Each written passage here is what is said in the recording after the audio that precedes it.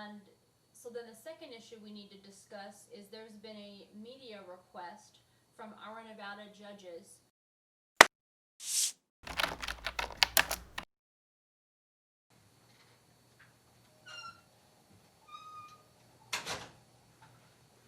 This is the state of Nevada versus Roger Hillygus and Stewart Handte, case number RCR 2019-103468. A and B. Counsel, please state your name for the record. My name is Amos Stege. I represent the state of Nevada through the Washoe County District Attorney's Office. Your Honor, Tom Pitaro. I represent Stewart Handte. Also with me in the back, as you can see, is attorney Ozzie Fumo in the firm, and off to my right is Kendall Strong, who is another attorney sitting in here.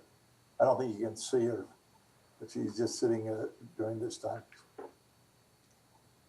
And do we have both of the defendants with us on Zoom today? I'm sorry? Hillygus is here representing Roger Hillygus, the criminal defendant. All right, and do we also have Mr. Handte present? No, Your Honor, I'd ask his presence be excused. All right, I will excuse his presence for the purpose of the pre-preliminary hearing. And Mr. Hillygus, I'm having trouble seeing you. There is a very bright light, and I can only see half of your face, and you have glasses and a hat on. If you could make some adjustments so that I could see you a bit better, I would appreciate it.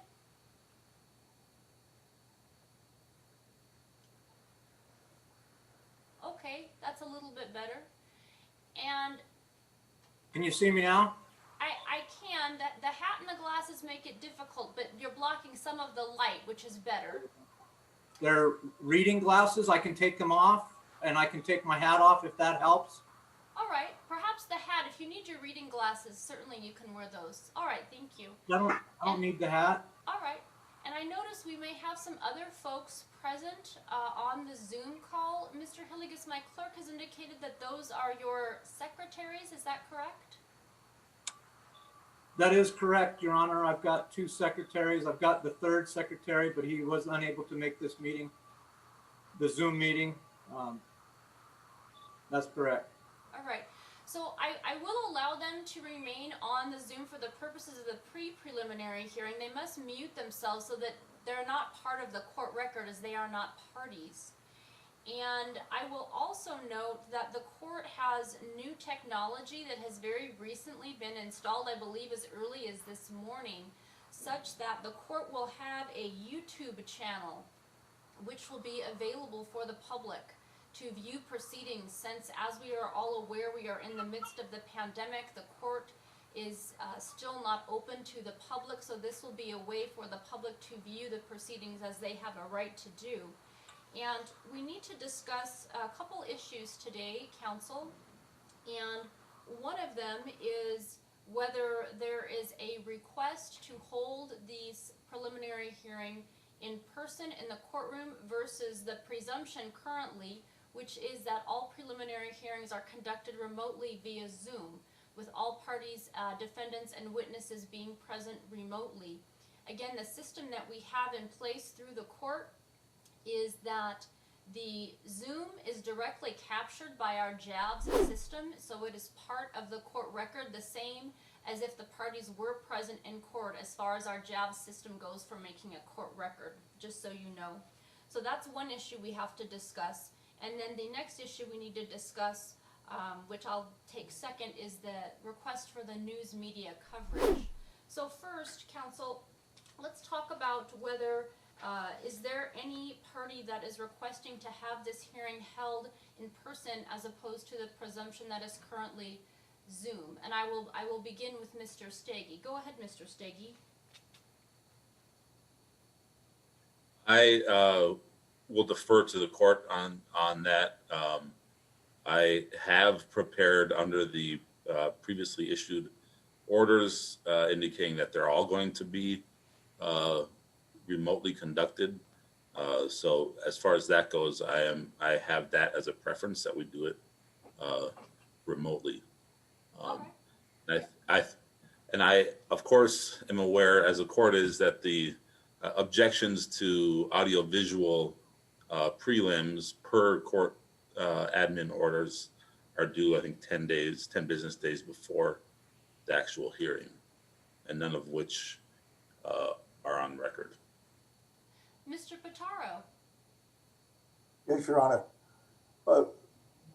In the packet that we got from the clerk included the proposed order that we were willing to waive the in-person court proceeding, as well as our right to be present in person. That was paragraph 6 and 8 of that order. On behalf of Mr. Handte, we are not prepared to waive those rights. We wish to have an in-court preliminary hearing. As the court is aware, we're entitled to have an in-person preliminary hearing. The issue of the Zoom, as we all know, is this is a brand new problem that we are running into right now with this pandemic.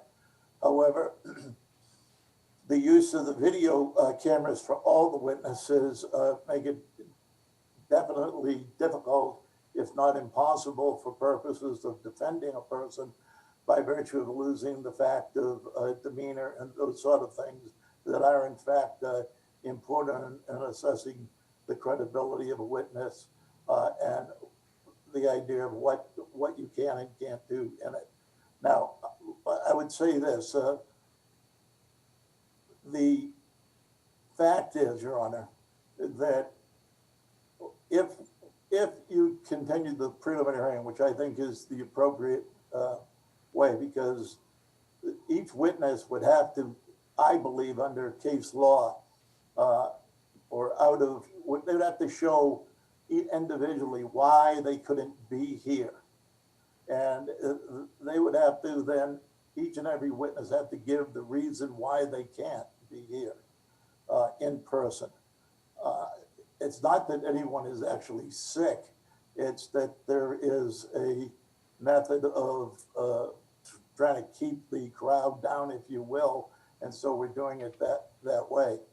But even assuming, Judge, that a preliminary hearing went today, I think the court is well aware that the chance of this matter going to trial in the foreseeable future, given the manner in which the courts, I believe, are handling it up in Washoe County, similar probably to what they're doing in Clark County and what they're doing in the federal courts, is they have realigned cases based upon in custodies first, no matter where they were in the stacks. People who have not waived their 60-day rules for trials are going to be going first, going to have priorities. And then they're going to go through all the in custodies before they get the out custodies. And so it is unrealistic to assume that any out of custody case is probably going to be tried either in Washoe or Clark or in the federal district courts anytime this year, that we unfortunately are going to be put into next year. I mean, that's just the realism of what we're facing. So a continuance in this case until we can do an in-person preliminary hearing, I think is warranted under this. Now, the other thing is, I have no objection being the first in-person one that when you do it, because quite truthfully, this has ruined our schedule down here.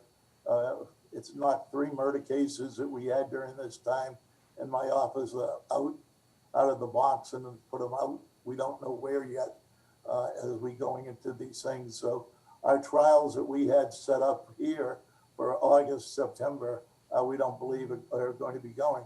So if we had a preliminary hearing, if the court is going to open up, say by August, at the end of August, then we will be prepared to come up and accommodate the court schedule.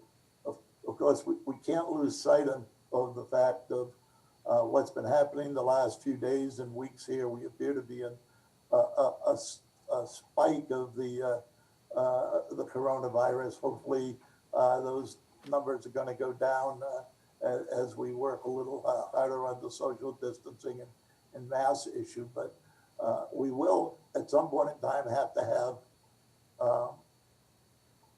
in-person preliminary hearings. And we think that, as on behalf of Mr. Handte, I think we have a right to have one.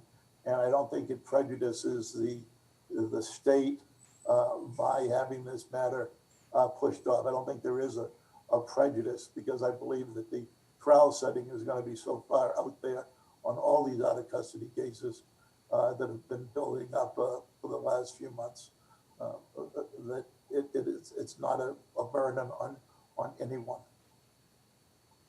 And I'll return to you, Mr. Stege. Let me give Mr. Hillygus an opportunity to state what he would like to regarding the issue. Mr. Hillygus. Yes, Your Honor.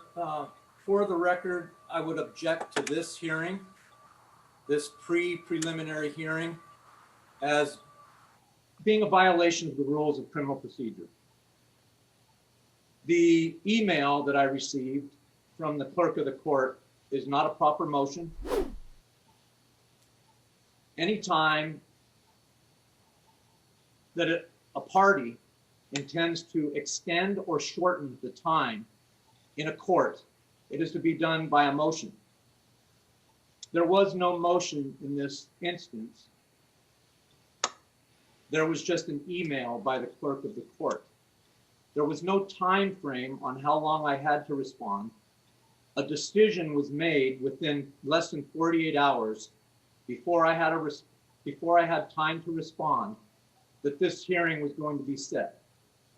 So for the record, I would object to this hearing as being a violation of the rules, a violation of NRS 174, and a violation of my rights as a criminal defendant in this case to be forced to come to this preliminary hearing, which is not even a proper hearing.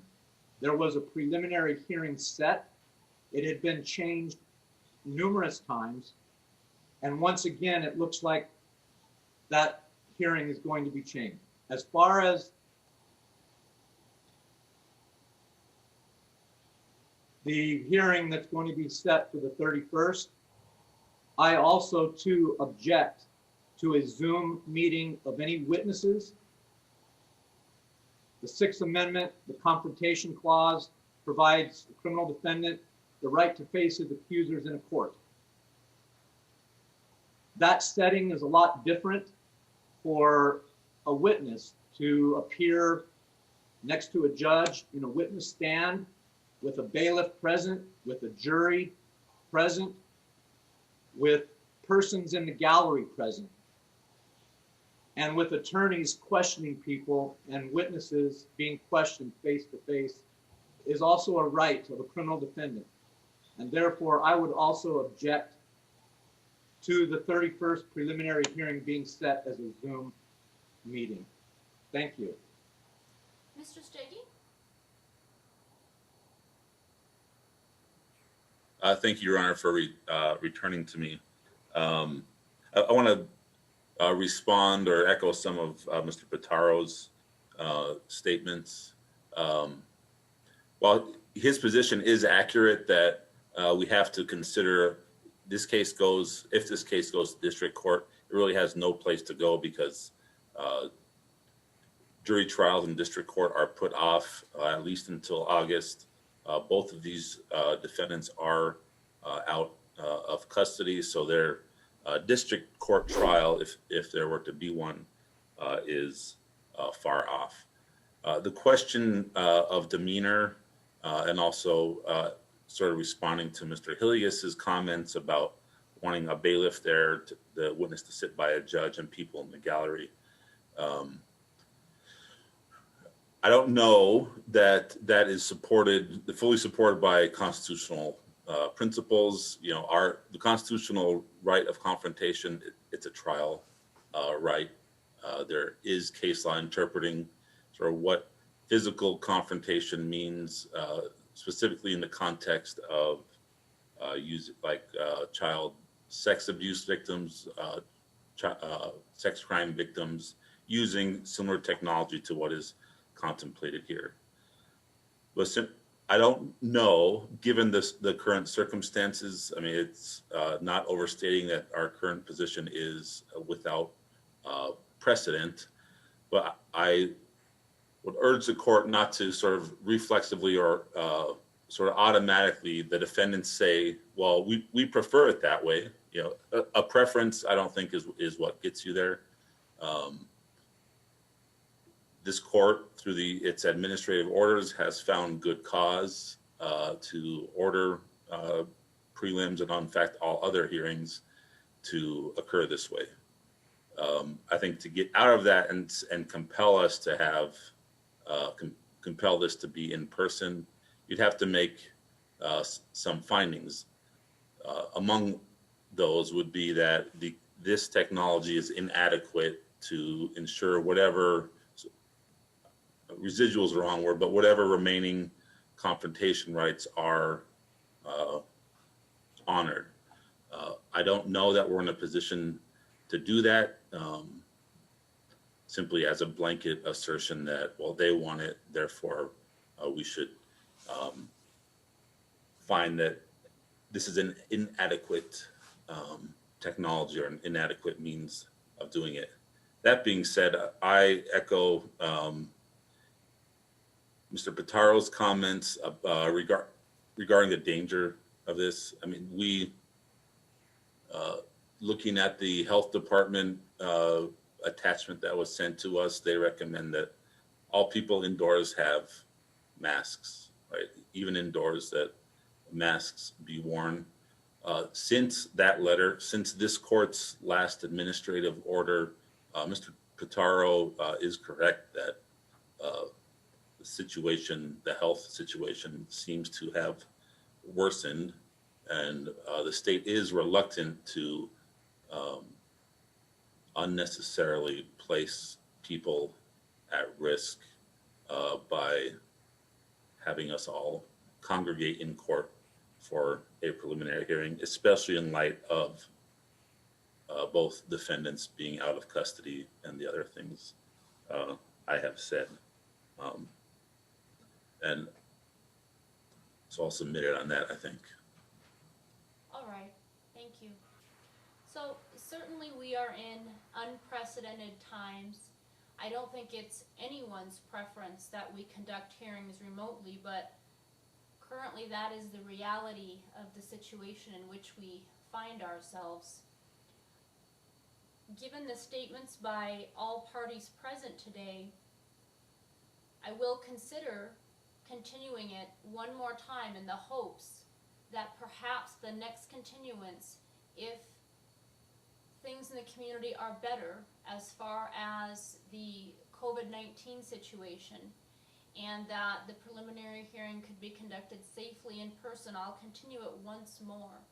But I am not likely to continue it yet again if at this date, and I'm thinking perhaps 3 months of a continuance, in the hopes that at that time perhaps Nevada will be out of, I believe Washoe County is currently in the yellow list, so to speak, and Clark County is on the red list, so to speak.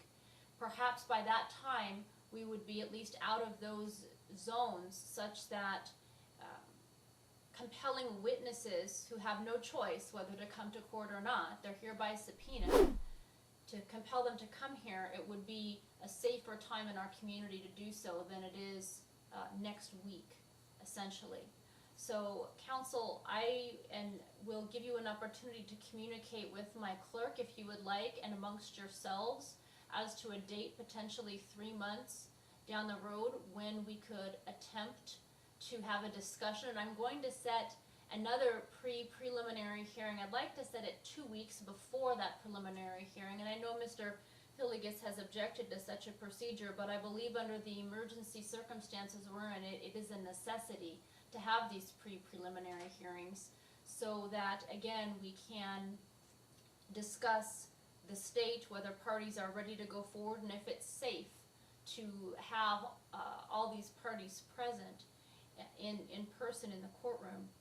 And so then the second issue we need to discuss is there's been a media request from our Nevada judges to I believe their request was to live broadcast the preliminary hearing, to record and broadcast that. So I'll allow parties to be heard briefly. Again, it is the court's anticipation that will be that all proceedings in this case, as in other cases, will be available via our Zoom channel. But I'll allow parties to be heard on that, or not our Zoom channel, our YouTube channel, excuse me. I'll allow the parties to be heard. Mr. Stege?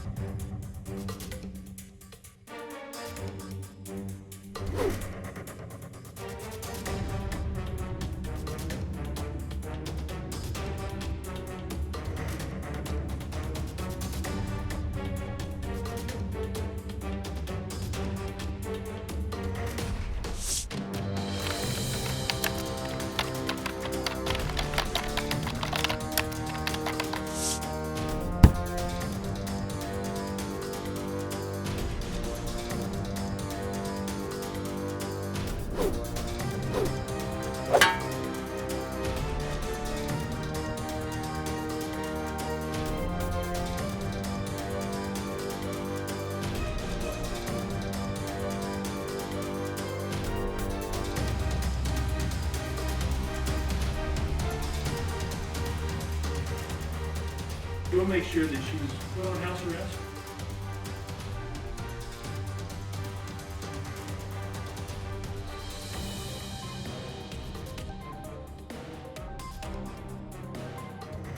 As you know, the Supreme Court has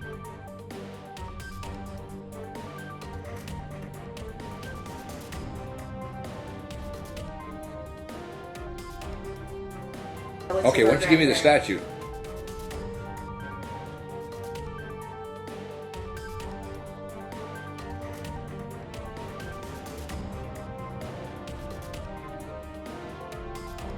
I'm not putting up with any of your crap here today.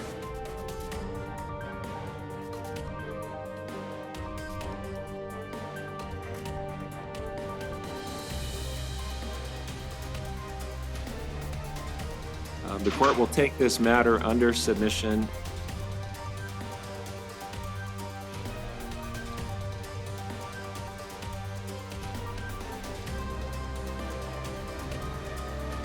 This is the time set for your hearing on custody.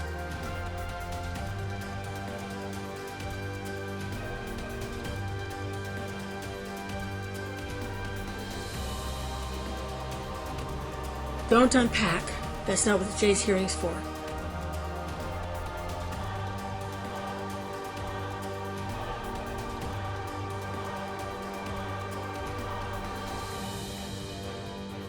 The likely result of that is you will be remanded into custody.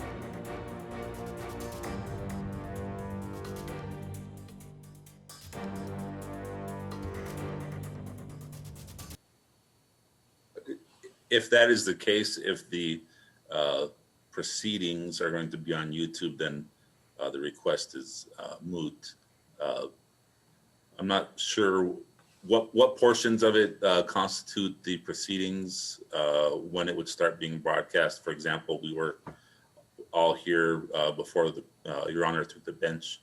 Not certain that is where that falls within the proceedings. That does not. Or how we might conduct bench conferences. So there are ways we can do this, and it does not start recording for the YouTube channel until the judge takes the bench. So any preliminary things where the judge is out of the room, that is not part of the dialogue. Also, there are ways such as breakout rooms on Zoom, parties can mute themselves on Zoom that obviously will not be recorded. And we have ways, I believe, at an actual preliminary hearing as opposed to this preliminary stage, I would think we would have the assistance of one of our IT staff with us in court, such that if those things needed to happen confidentially, we can ensure that the parties have that confidentiality if they need to, and that bench conferences are recorded and part of the court record, but not broadcast on the YouTube, if that answers some of those questions. Thank you. Thank you. Mr. Pitaro?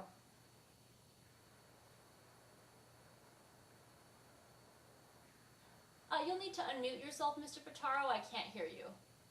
There we go. For some reason, I made this miniaturized and I can't get it big again, so it's a little tiny square now.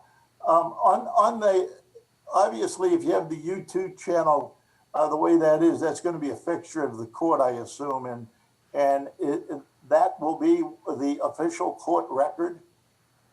So no, Is that my understanding? The official court record is captured through our JABS system, which is the same system we use if parties were in the courtroom. It captures video and audio, our JABS system does. Now the JABS system is linked into the Zoom video when parties click into the link to join us on Zoom. So JABS is capturing everything on Zoom the same way it would as if you were present here in the courtroom. Does that mean that the JAV system goes to the Zoom? Does it pick up all the tiles, or does it just pick up the tile that the court is talking, or the witness is talking, or counsel is talking? And is that determined by the clerk, by the recording, not recording, and then changing the tiles? So whatever is shown on the big screen, which I can see all of your faces and see everyone, that is what is recorded by the job system. No one has to direct it to record a speaker. It is recording both the audio and the video of everyone who is linked into the Zoom. Okay. And for consulting with our clients, then we just mute our own tile. You can mute yourself. I believe what they've done in other situations is clients and attorneys have spoken to each other on the phone when they're muted, so they can have confidential communications by phone while they're on mute.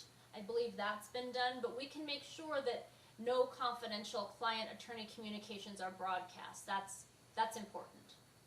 That was my concern, because I'm not sure how, I've not done one working that way with the Zoom. So far, I've only done basically administrative hearings. So, okay. All right, Mr. Stege, did you have another question? Yes, and I presume, going back to sort of the visuals of it, at a prelim, it would be, 5 tiles would be the court, Mr. Pitaro, myself, Mr. Hillygus, and the witness. These other folks would be into a breakout room or the equivalent of the gallery. Correct. For the preliminary hearing, again, I've allowed them to be present today by Zoom for this preliminary matter. But for the preliminary hearing, it would be the parties, their attorneys, and the witness. Everyone else would be welcome to watch via the YouTube channel. May I also weigh in on the procedure in terms of selecting a date and share with the court my experience, which I think Mr. Pitaro has had as well, which is, I have a murder case that we've had 2 trial settings within this COVID pandemic. And the idea of the term comes to mind that we're sort of kicking the can down the road where urgent trial settings, and this case has some complexity to it, has for a preliminary hearing, a lot of witnesses, picking a date with that's sort of untethered to the reality of the pandemic. So my suggestion, and it results in unnecessary work by the court and the parties. My suggestion is, rather than picking a date now, which we have no idea, and we can hope that the situation abates, but hoping for a date that will be safe to do it in the manner that the court wants to, simply set a status hearing or a series of status hearings where we will have a better understanding of whether then is the time to proceed with a preliminary hearing. And my second request, because of the this pandemic, it has become it's unusually difficult, or there are some issues with serving witnesses. I would ask the court for a standing order from the subpoenas issued for the 31st of July to remain in effect until the date that we pick a actual preliminary hearing. Of course, I will probably still serve them for the further dates, but there are at least 2 witnesses I can think of that are have taken sort of extraordinary efforts. All right, Mr. Hillygus, I will turn to you, sir, on the issue of the media requests. On the issue of the media request, it's my understanding that our Nevada judges had placed a request to be able to stream the audio of this preliminary hearing. Is that what your understanding is? That they put in a request to live stream the audio of this preliminary hearing right here today, and also to be present with cameras and audio video in the courtroom for the preliminary hearing, whichever that date will be. And I'm in agreement with having the media, whichever media it happens to be, providing for a public hearing and providing the public the information that's being disseminated from the court. All right, so what our Nevada judges had requested is they wanted to, and I'm reading directly from their request, record only the hearing scheduled on July 22nd, that's this hearing right now, and to record and broadcast live the preliminary hearing scheduled for July 31st. That's what their request states. And whenever there's an objection to the presence of the media, as there was, we hold this hearing first to hash that out. But what I will find regarding the media is I will allow our Nevada judges to record and broadcast live the preliminary hearing whenever that may be. I will agree to that. And I believe the public has a right. Again, that's why the YouTube channel is being put in place, since the public's not able to be in the courtroom. This way the public can still have the right to view the proceedings. So I will grant the request from our Nevada judges. And Mr. Stege, I think your suggestion of some status hearings is a good one, and I'd like to implement that. Counsel, when would you like to set, we can set it right now, the first status hearing to discuss the case? And Mr. Stege, what I'm going to do as far as the witnesses is I'm going to hold them to the July 31st subpoenas, but I would like them to be reserved once we're able to settle on the actual preliminary hearing date. I'll defer to Mr. Pitaro on the picking of dates. Your Honor, about 30 days? That's fine. Let's look for a date 30 days out. Mr. Hillygus, will that work for you for a status hearing? 30 days for a status hearing, Your Honor? Correct. Will that work for you? I'm in agreement with that. Okay, thank you. The clerk will get the date and we'll let you all know in just one moment.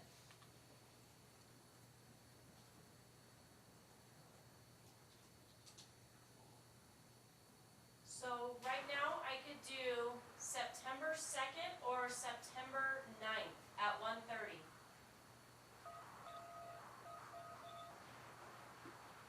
Your Honor, on Mr. Hante's behalf, I'd request September 9th. Mr. Stege? That date is okay with me, Your Honor. Thank you, Mr. Hillygus. Mr. Stege? As well, the state, thank you. All right. I thank you all for being present and for your advocacy today. We will reconvene for a status hearing on that date and time. Is there anything else before we adjourn the hearing today, gentlemen? Ron, did you state the time? 1:30.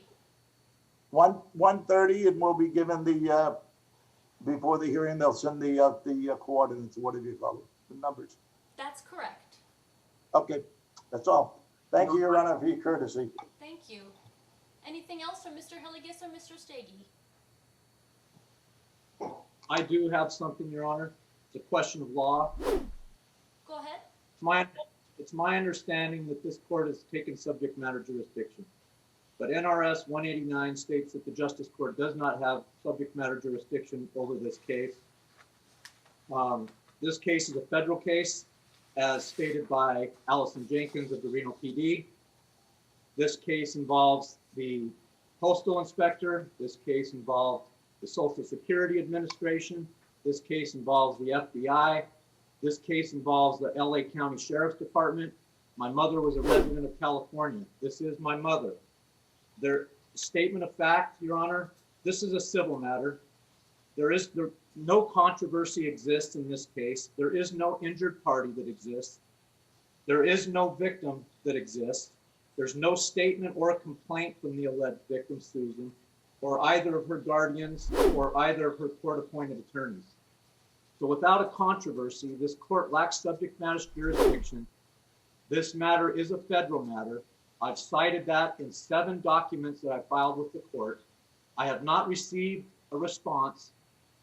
The district attorney is attempting to ambush evidence with witnesses that have not filed declarations, sworn statements. I've not been given a witness list. So at this point, once jurisdiction is challenged, it must be proven.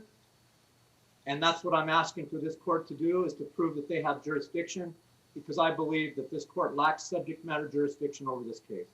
Thank you. Thank you, Mr. Hillygus. The court finds this court does have jurisdiction to hear this case, and we'll go forward as we've previously outlined. So I will plan to see you all then for our status hearing. Mr. Stege? I'm sorry. There is a matter of discovery. If the court recalls, the original prelim in this case was continued on the day of when Mr. Houston withdrew from representing Mr. Hillygus. And among the reasons cited by Mr. Hillygus was a lack of discovery, claiming he had not gotten everything from Mr. Houston. I invite the court's inquiry into that matter and would add additionally that since that time, my office has reached out to Mr. Hillygus a number of times seeking to provide him with the discovery, none of which he has taken advantage of. So if we get to the preliminary hearing or down the road and that is a complaint, the state will point to this moment that Mr. Hillygus has discovery available from our office if he wishes to have it. Are you aware of that, Mr. Hillygus, that the district attorney is offering you the discovery and you have not picked it up or received it yet? So in the 7 documents that I've filed in the court that have not been responded to by Stege, we've got quite a few questions of contested facts of evidence. And the discovery, the first discovery, the 200 pages from the district attorney, we've admitted to that. But we've also explained that there's a massive amount of exculpatory evidence which is being withheld in this case.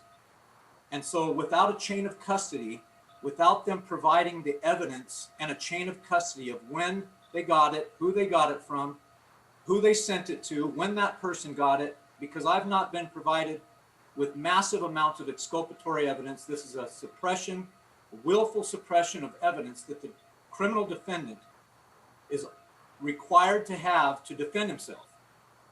That is why this is a civil rights violation in a federal case. Mr. Stege is attempting to backdate evidence. No witness has provided a sworn declaration. We've not been provided any of these statements. So they're attempting to ambush evidence and have witnesses come in and testify who have not, I have not been given the opportunity to depose these witnesses, which under Rule 31 of the Federal Rules of Criminal Procedure, I am obligated to file Rule 31 written discovery questions to these witnesses so that we can have facts and evidence that we're going to move forward when I question the witnesses. So, Mr. Hillygus, So as far as the evidence, hold on, Mr. Hillygus. Let me got an just email. interject. He could have sent it by email. They could have sent me the discovery. Mr. Stege, But Mr. until they Hillygus, can will provide you- a chain will you of hold on just custody one moment, please, with while the I say evidence. something? I can't hear you. I'm sorry. Okay, can you hear me now? Now I can. Okay, so, Mr. Hillygus, the only issue I'm addressing right now is Mr. Stege has said he has discovery ready and waiting for you that you have not picked up. So that has been put on the record. I wonder why you have not received that discovery from him yet, sir. That is my question. Why have you not picked that discovery up that is waiting for you? I've got an email, I've got a secretary. He's more than welcome to send any discovery as long as they provide a chain of custody, because there is a fruit of the poisonous tree doctrine that's going to be filed, because the probable cause statement and the affidavit filed by Allison Jenkins to this court for a warrant for my arrest was falsified. There's been documents submitted to California that have been falsified, and we can prove that through a public records request with California. Again, Mr. Stege, if you, or Mr. Hillygus, if you would direct perhaps your secretary to receive the information from Mr. Stege, I'm sure those arrangements can be made. The issue is simply that there is a discovery waiting for you that you have not yet received. We've put that on the record, and I'm not going to allow that issue to force a continuance in the future. So I believe we've addressed it adequately on the record today. Anything further, counsel, before we adjourn? No, Your Honor. No, thank you. All right, thank you all for being present, and I look forward to seeing you all at the status hearing.